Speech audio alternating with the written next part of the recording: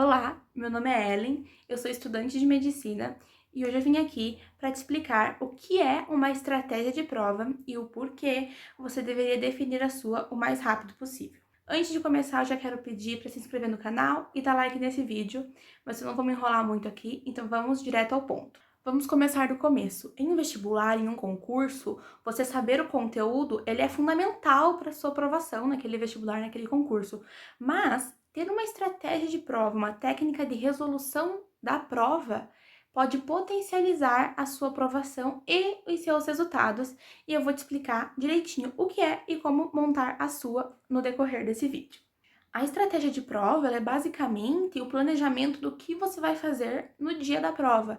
É você ter na sua cabeça exatamente qual é o próximo passo, qual vai ser a próxima coisa que você vai fazer em determinados momentos durante a sua prova, durante o seu vestibular. Na verdade mesmo, essa estratégia, ela é o modo como você vai executar a prova, tanto nos simulados como no dia da prova, para tentar potencializar, para tentar fazer com que a ordem que você resolva as questões e que você faça o que é pedido na prova seja mais vantajoso para você. E ainda de quebra, pode diminuir pode não, com certeza vai diminuir a ansiedade e desespero que você possa ter durante a prova real oficial. Uma boa estratégia, ela é composta por três coisas. A ordem de resolução das matérias, que vai levar em conta tanto a dificuldade que você tem naquela matéria, como o seu nível de rendimento durante a prova.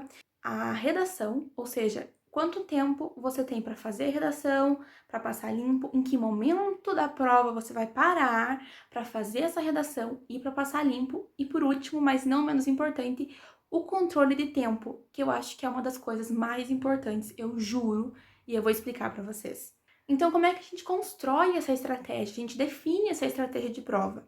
Eu vou elencar aqui alguns pilares para a construção de uma estratégia individual mesmo, sabe? Que funcione para cada pessoa. E eu pretendo deixar tudo minutado aqui no vídeo, tá? O primeiro pilar, para mim, é você fazer simulados e corrigir os seus erros. Ou seja, você vai ver no que você está errando, o porquê você está errando e quais são as matérias que você tem mais dificuldade. Tudo que eu tô falando aqui tem que ser escrito, tá? Você vai pegar um papel e vai fazer exatamente o que eu vou explicar. Então, assim, o básico do básico. Você fez um simulado do cursinho, por exemplo, um simulado, você resolveu uma prova antiga, você vai colocar no papel todas as matérias e quantas você acertou do número de questões. Por exemplo, português eu fiz 9 de 10. Matemática eu fiz 7 de 10. E você vai elencar tudo isso no papel. É bem simples, gente. O segundo, ele é um pouquinho mais extenso. O porquê dos erros, eu acho que é a parte mais dolorida do processo, mas também é a que traz mais resultado. Então, o que vocês vão fazer? Pega esse simulado, essa prova antiga que você fez, que você está analisando, você vai parar em todas as questões que você errou e você vai classificar o erro dessas questões. Esse erro, ele pode ser de três tipos. O primeiro, ele é por falta de conteúdo, ou seja, eu não sei o conteúdo, eu não consegui resolver a questão. Ponto. O segundo tipo de erro, ele é o erro por defasagem, ou o erro que eu chamo de erro de lacuna. Então, eu já vi esse conteúdo, eu já estudei esse conteúdo, mas na hora você errou, ou porque você não lembra bem, ou porque você teve um raciocínio errado. Então, assim, ele é um conteúdo que você já viu, mas você errou a questão, certo? É um conteúdo que, teoricamente, você não poderia ter errado porque você já passou por ele. E o terceiro erro, ele é o erro por falta de atenção. Aqui eu quero colocar um asterisco gigante, porque para você confundir o erro por defasagem de conteúdo para o erro por falta de atenção, é dois pulos. E eu quero explicar para vocês exatamente qual é cada erro, porque aqui você tem que ser sincero, tá? Tem que ser muito sincero. Eu vou diferenciar perfeitamente qual é o erro por defasagem e qual o erro por falta de atenção.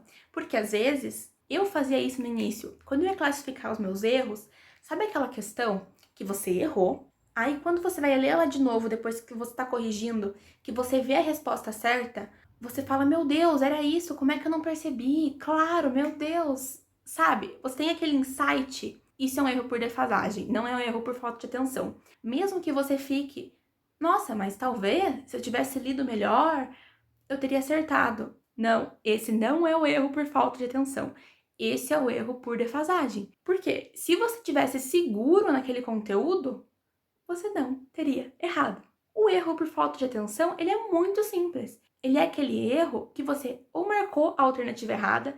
Então, por exemplo, fiz uma conta de física e a resposta era tipo 4 vezes 10 elevado à quarta e eu marquei 4 vezes 10 elevado à quinta, só que eu calculei certo. Então, foi um erro por falta de atenção. Uma questão verdadeiro e falso em que eu li muito rápido e marquei falso, só que eu não lia o não que tinha no meio da frase que tornava a frase verdadeira. Isso é um erro por falta de atenção.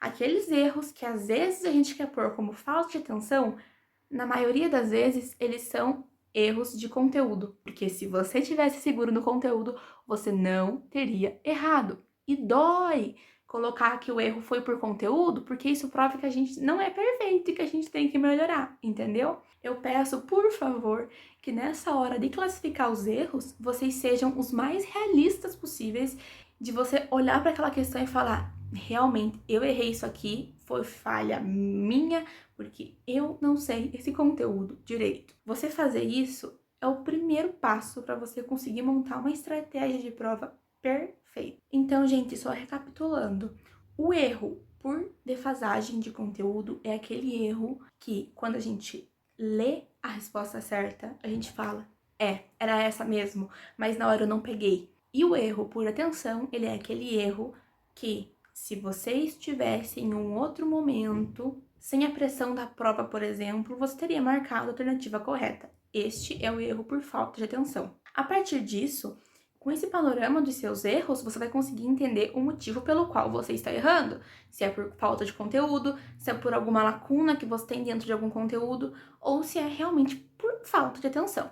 E com isso agora, eu quero que você pegue aquele papel em que você colocou, por exemplo, matemática, 5 acertos de 10, e você vai classificar esses erros dentro de cada matéria. Então, por exemplo, em matemática tinha 10 questões, eu acertei 5, eu errei 5.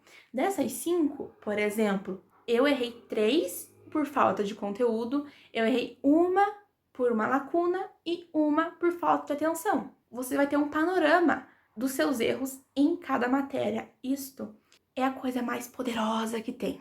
Eu juro, juro.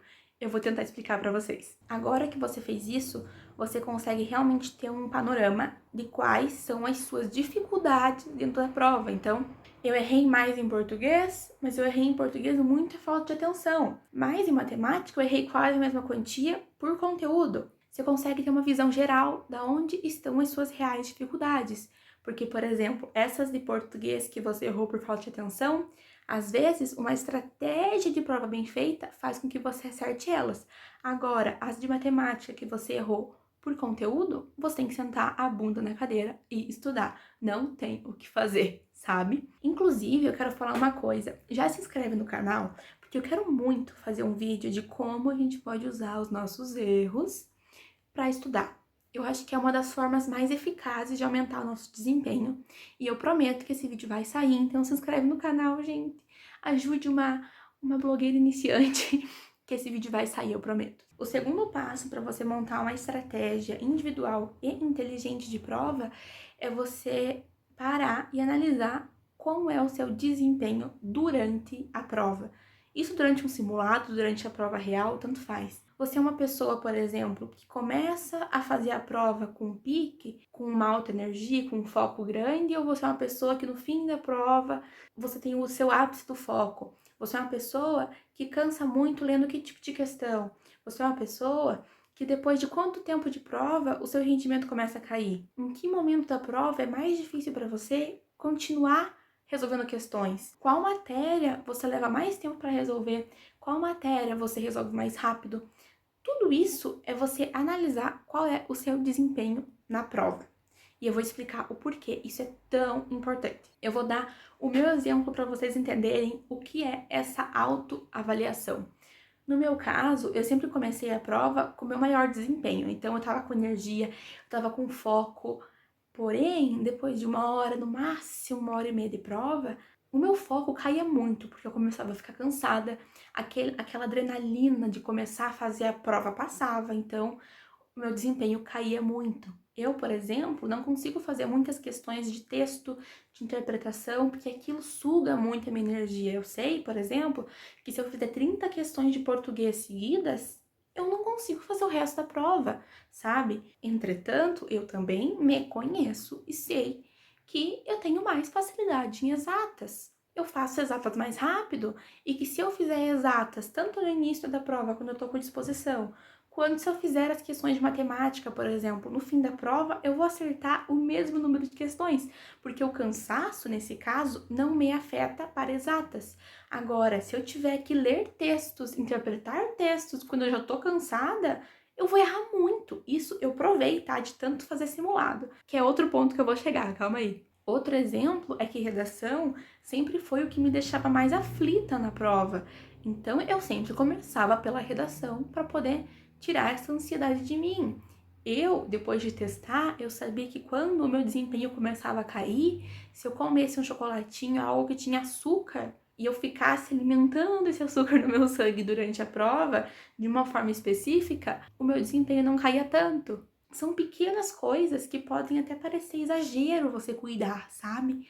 Mas que na verdade elas fazem tanta diferença, gente, mas tanta diferença. Até a parada, até a pausa que você faz no meio da prova, ela pode potencializar o seu resultado nessa prova. Enfim, eu sabia muito sobre o meu desempenho, sobre o meu desenvolvimento na prova, sobre a minha cabeça, sobre o meu corpo. Eu começava a ficar cansada, porque eu percebia que eu estava muito curvada em cima da mesa, então eu tentava manter minha postura, porque até o fim da prova, no Enem, por exemplo, eu saía com dor nas costas, sabe? E você saber essas coisas é fundamental para o nosso terceiro passo, que é aqui que a nossa estratégia realmente começa a ganhar forma, que é você vai estabelecer a ordem de resolução das matérias.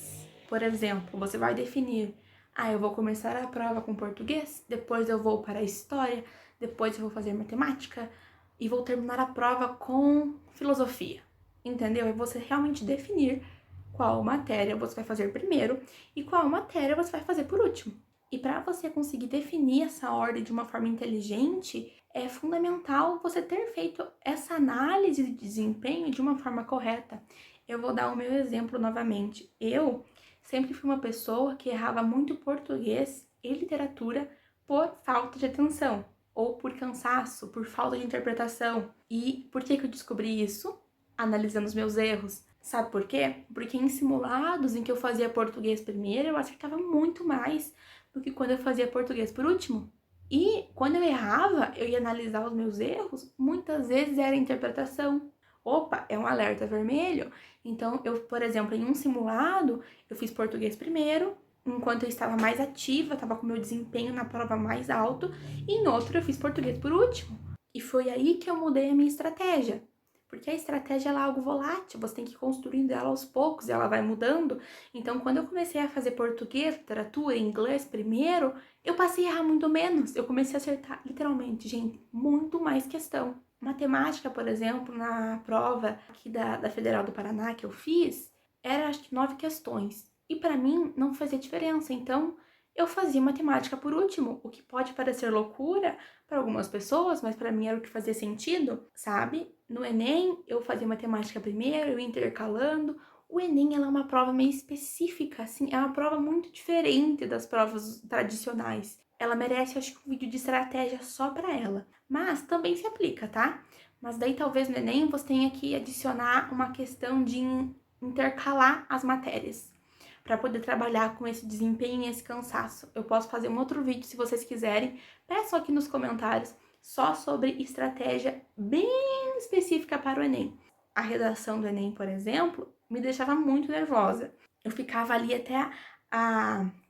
até o chefe de sala falar, pode abrir a prova, eu ficava olhando para aquela prova assim, pensando, meu Deus do céu, o que será que tem dentro dessa prova de tema de redação? Então, eu decidi que a primeira coisa que eu ia fazer na prova era o rascunho da redação.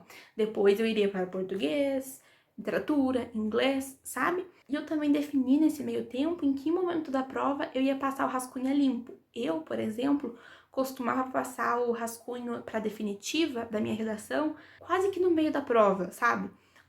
Sabe quando você faz a prova e você chega naquele ponto de esgotamento. Assim, metade da prova pra mim, eu sempre tava muito cansada. É aquele momento em que eu parava pra comer, aquele momento em que eu ia no banheiro, era ali que eu parava as questões, passava a redação a limpo, que daí quando eu voltasse a fazer questões, eu tava, tipo, com outra cabeça, sabe? Dava uma descansada na resolução de questões e passava a redação. Também era um tipo de estratégia. Então, gente, basicamente o que eu quero passar é o seguinte: você tem que fazer com que a sua estratégia de prova, a sua ordem de resolução, ela encaixe na forma como o seu corpo ele trabalha e não tentar fazer com que o seu corpo se encaixe à força na mecânica da prova.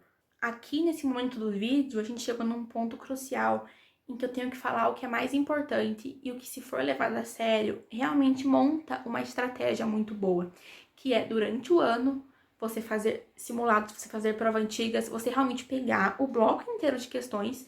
Então, por exemplo, o meu foco é o Enem. Eu vou pegar, um dia eu vou fazer a prova do primeiro dia e outro dia eu vou fazer a prova inteira do segundo dia, cronometrando o tempo igual, fazendo redação igual. Eu preciso que você faça simulados reais. E a partir desses simulados reais é que você vai conseguir tirar as estatísticas e as análises reais. Então, os seus erros, as matérias que você está com dificuldade, onde você está mais errando, o seu desempenho na prova funciona como, tenta comer aquilo durante a prova, comer aquele outro, o que funciona mais para você? Olha, é algo muito pessoal e eu preciso que durante o ano você faça simulados para ir cada vez que você faz um simulado e cada vez que você corrige de forma certa e minuciosa, você aprimora essa estratégia.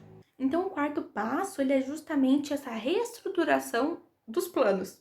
Você, conforme for fazendo esses simulados, essas provas antigas, você vai reanalisando, vai percebendo. Por exemplo, imagine que no início do ano você estava errando mais em matemática, porém, até chegar ao fim do ano, você aprendeu muita matemática durante o ano e você parou de errar tanto matemática. Você pode mudar a sua estratégia, entendeu? A estratégia, o seu plano de prova, ele não é fixo. Então você vai mudando a ordem das questões, você vai vendo como intercalar essas questões fica melhor para você, até você chegar em um esquema que talvez ajude você a economizar tempo, a economizar paciência quase, sabe? Porque você ter um plano e saber o que fazer, ele diminui muito a ansiedade de prova. E você, além de tudo, a melhor coisa é que você vai ter resultados melhores. E a quinta, última coisa, para finalizar a nossa montagem dessa estratégia de prova, é a questão tempo. Então, é você delimitar o tempo que você vai usar em cada coisa. Por exemplo, uma prova de 4 horas. Eu vou destinar 1 hora para a redação, 30 minutos por rascunho, 30 minutos para fazer a folha definitiva. Ou seja, me sobrou 3 horas para as questões. Você delimitar esse tempo faz com que, por exemplo, vou começar pela redação. Tô lá fazendo redação. Deu 30 minutos, eu não terminei meu rascunho, eu tenho que agilizar, porque eu tenho que controlar minha prova para eu não chegar no fim da prova e ter questão para fazer, ter redação para terminar. Eu tenho que gerenciar esse tempo, porque você não pode mudar esse tempo, então você tem que aprender a gerenciá-lo. Então, como eu estava falando, vamos dar um exemplo prático para ficar bem claro o que eu estou querendo dizer. Imagine uma prova de 4 horas com 60 questões e uma redação. Eu decidi que eu vou destinar 1 hora para fazer redação, porque durante os meus treinos eu percebi que em 1 hora eu consigo fazer uma redação boa. Aí também você tem que treinar a redação de uma forma real, tá? A mesma coisa do simulado.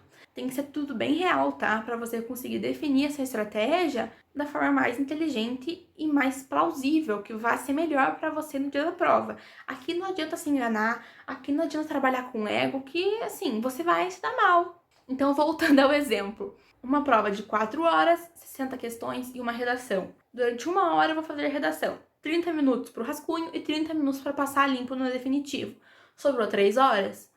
Essas 3 horas, se eu for dividir pelas 60 questões, daria 3 minutos por questão. Não, mas na verdade eu me conheço e sei que eu demoro 15 minutos para passar o gabarito dessas 60 questões. Ou seja, recalculando ali, menos 1 hora, menos 15 minutos, vai sobrar o quê? 2 minutos e 40 por questão. Diminuiu de 3 para 2 porque você já contou o gabarito. Ok, agora que eu sei isso, eu vou ter uma média, por exemplo, de 2 minutos e 40 por questão. Sabendo disso, eu posso calcular que, sei lá, a cada meia hora eu tenho que ter feito entre 10 e 11 questões, sabe? Então, assim, você está na segunda hora de prova. você já sabe que, eu fiz o meu rascunho e eu já fiz 3 blocos de 30 minutos. Ou seja, eu tenho que ter, no mínimo, o meu rascunho de redação e 30 questões feitas dessas 60. Você tá vendo que quando você administra e determina o seu tempo, você não vai ficar desesperado, porque às vezes você tá no meio da prova, você olha, meu Deus, tô na segunda hora de prova, mas eu tenho que fazer isso, tenho que fazer aquilo, você se desespera. Não é assim que a gente trabalha. Aqui a gente trabalha no planejamento, entendeu? Na análise de dados. Enfim, para finalizar, eu quero relembrar que a estratégia de prova, ela é uma coisa muito individual, ela é personalizável e não tem fórmula mágica, tá? É uma coisa que cada um tem que fazer a sua e é isso. Cada pessoa tem que tirar o ego, analisar seus próprios erros e fazer a sua própria estratégia. Bom, acredito que seja isso que eu tinha para falar hoje. Já aproveita, dá like no vídeo, se inscreve no canal e comenta aqui embaixo qual que é a sua estratégia de prova, se tem alguma diferença no modo como você monta a sua estratégia de prova. Vamos conversar aqui embaixo, vamos trocar informação, entendeu? E já compartilha esse vídeo pro seu amigo vestibulando, tá bom? Ajuda aqui a blogueira iniciante, tá bom? Beijo, bye bye!